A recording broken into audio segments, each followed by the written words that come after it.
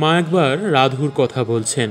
রাধু একটু দাঁড়াতে পারলে হয়, ঘরেই শৌচাদি করছে, এভাবে আমাকে আর কদিন রাখবেন? ঠাকুর যে কি করবেন জানি না। মা শান্তানন্দ স্বামীকে মাকুড় ছেলের কথা বলছেন।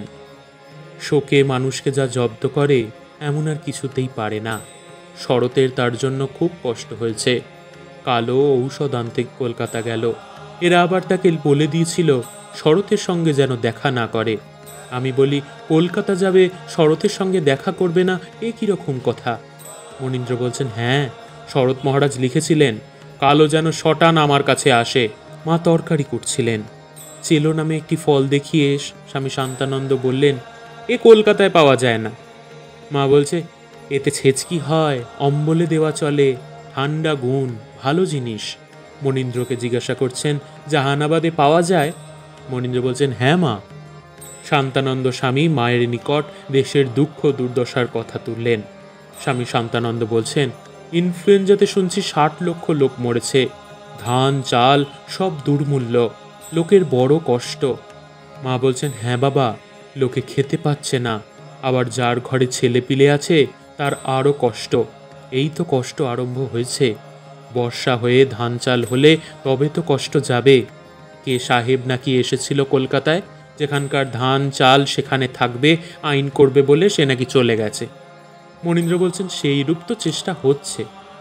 স্বামী শান্তানন্দ বলছেন, লোকের কষ্ট তো দিন দিন বাড়ছে, এত কষ্ট দেশে, এ কি মা কর্মফল?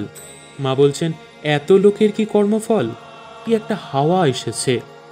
শান্তানন্দ বলছেন, যুদ্ধ থেমে গেছে, তবু জিনিসপত্র সস্তা হচ্ছে না কেন?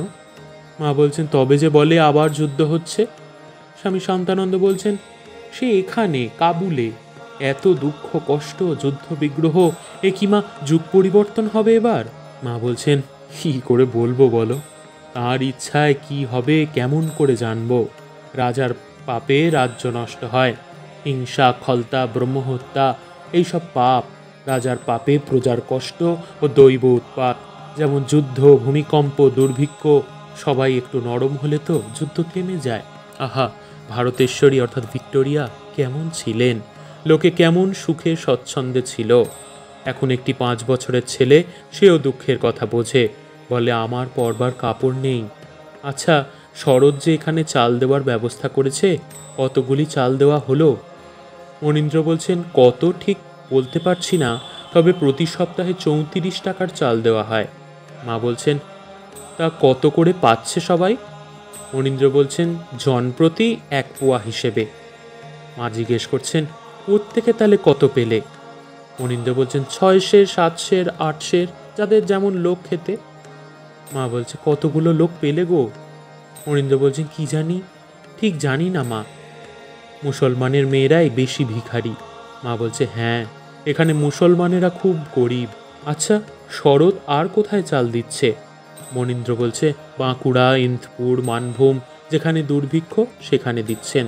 মা বলছেন, ছেলেরা যাচ্ছে সেখানে? শান্তানন্দ স্বামী বলছেন, মঠ থেকে যাচ্ছে। মনীন্দ্র বলছেন, ইন্দপুর, যেখানে সাতুর যাবার কথা হয়েছিল?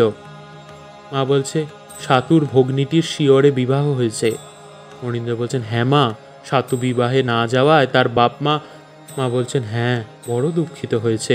তা হবেই তো, কিন্তু সাধু সন্ন্যাসী মানুষ বিয়েতে যাবে কেমন করে? অন্য সময় যাবে বই কি।